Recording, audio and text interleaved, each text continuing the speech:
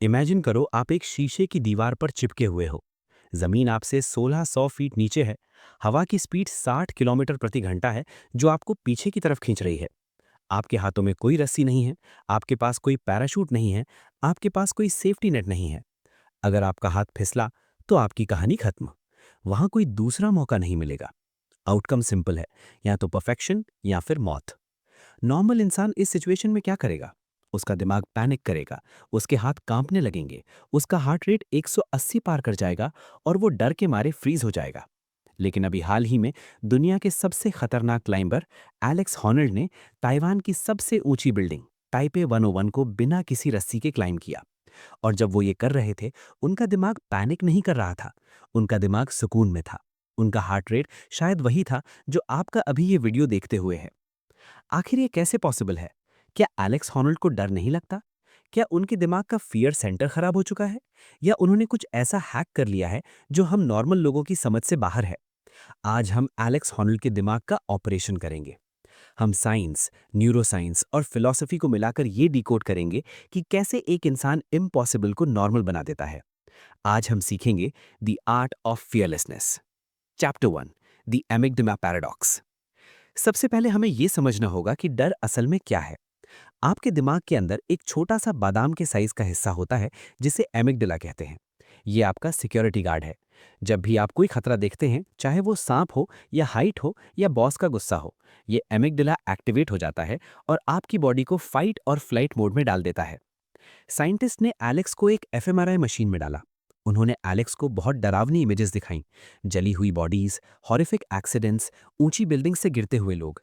एक नॉर्मल इंसान का एमिगडाला इन फोटोज को देखकर पागल हो जाता, वो लाइट अप हो जाता। लेकिन जब साइंटिस्ट ने एलेक्स का ब्रेन स्कैन देखा, वो हैरान रह गए।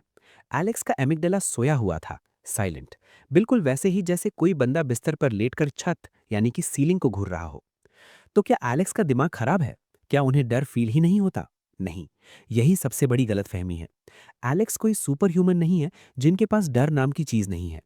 सच ये है कि एलेक्स ने अपने एमिगडाला को ट्रेन किया है। इमेजिन करो आप पहली बार हॉरर मूवी देखते हो, आप डर जाते हो। लेकिन अगर मैं आपको वही मूवी रोजाना दिन में 10 बार अगले 10 साल तक दिखाऊं, तो क्या आप 10 साल बाद भी डरोगे? नहीं, आप बोर हो जाओगे। आप उस भूत की एक्टिंग में गलतियां निकालने लगोगे। एलेक्स हॉनल्ड ने मौत के साथ यही किया है। उन्होंने अपने आप को इतनी बार इतने सालों तक डेंजर के इतने करीब रखा है कि अब उनके दिमाग के लिए मौत का डर एक रूटीन बन गया है। ताइपे 101 को क्लाइंब करते वक्त जब हवा उन्हें धक्का दे रही थी, उनका दिमाग ये नहीं सोच रहा था कि हाय मैं मर जाऊंगा। उनका दिमाग ये सोच रहा था कि हवा लेफ्ट से आ रही है, इसलिए मुझे बॉडी का वेट थोड़ा राइट में शिफ्ट करना पड़ेगा। डर की जगह लॉजिक ने ले ली थी। इसे कहते हैं fear conditioning. Chapter 2, the glass versus the granite.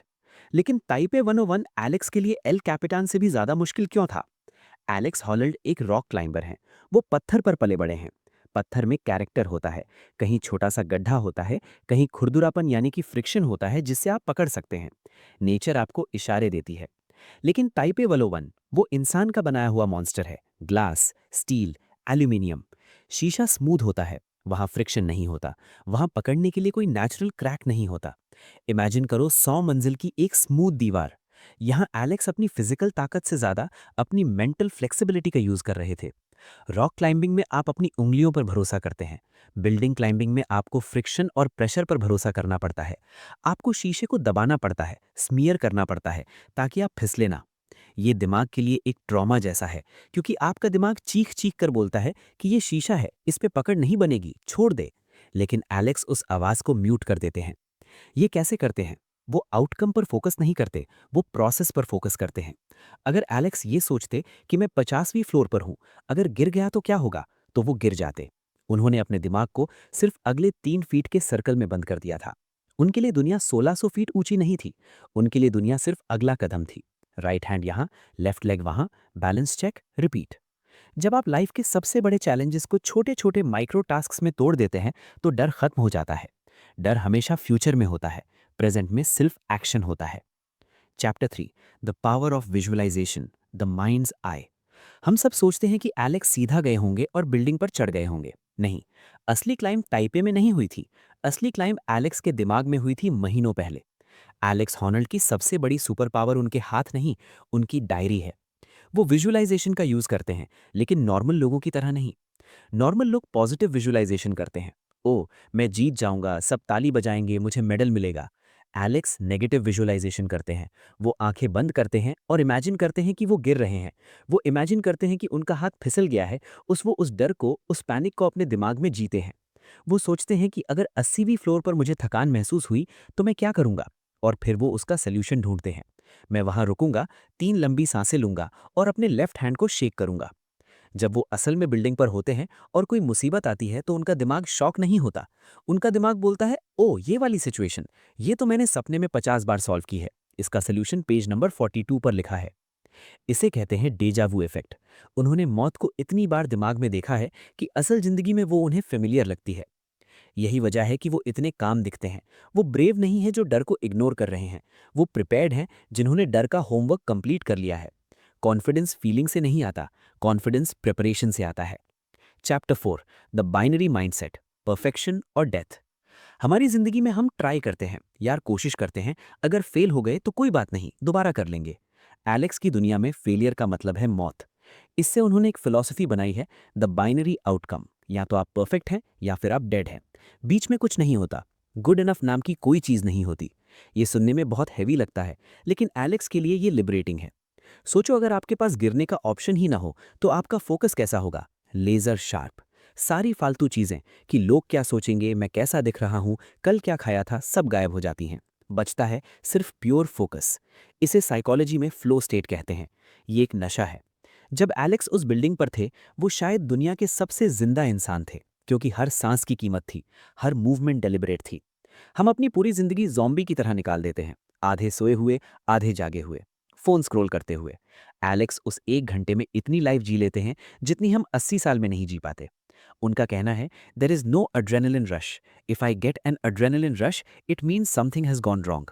सोचो इस लाइन को। हम एडवेंचर स्पोर्ट्स करते हैं एड्रेनलिन के लिए। एलेक्स एड्रेनलिन को फेलियर मानते हैं, क्योंकि एड्रेनलिन तब आता है जब आप कंट्रोल खो देते हैं। एलेक्स को कंट्रोल चाहिए, एब्सोल्यूट 100% कंट्रोल। टाइप ए 101 पर चढ़ना कोई स्टंट नहीं था, वो मास्टरी का प्रदर्शन था। Chapter 5, expanding the comfort zone. अब सवाल ये है कि हम जो नॉर्मल लोग हैं, हम इससे क्या सीख सकते हैं?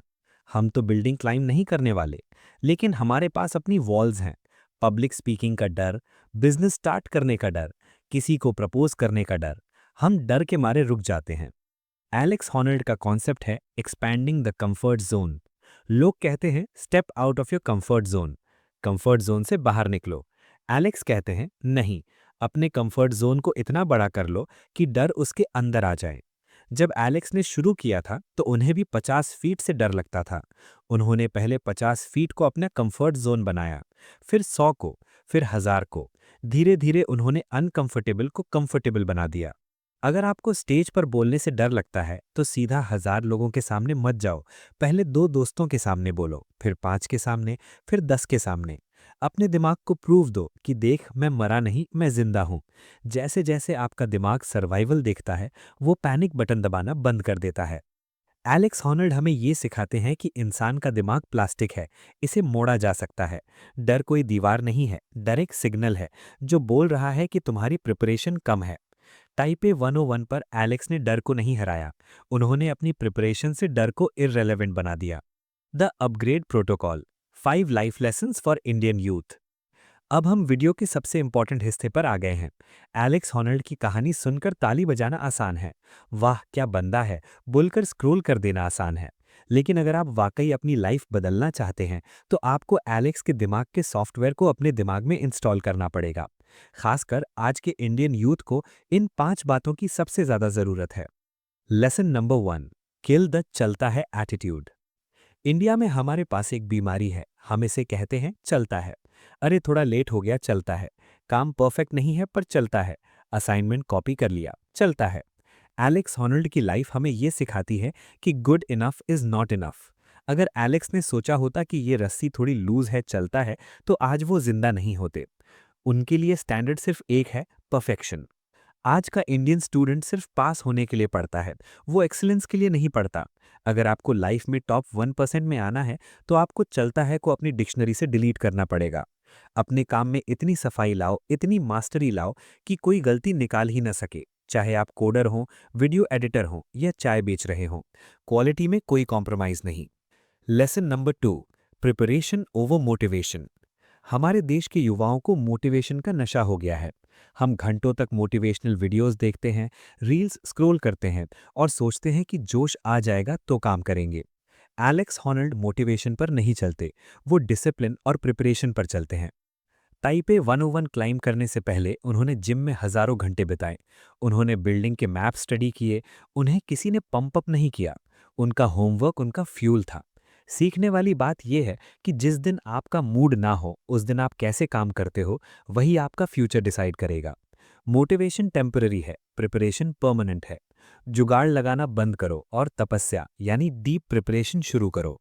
Lesson number 3, diet of distraction.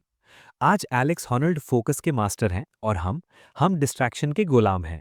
हम 5 मिनट पढ़ते हैं और 15 मिनट इंस्टाग्राम चेक करते हैं। हमारा अटेंशन स्पैन एक गोल्ड फिश से भी कम हो गया है। एलेक्स जब क्लाइम कर रहे होते हैं तो उनके फ़ोन पर नोटिफिकेशन नहीं आते। अगर उनका ध्यान भटका तो खेल खत्म।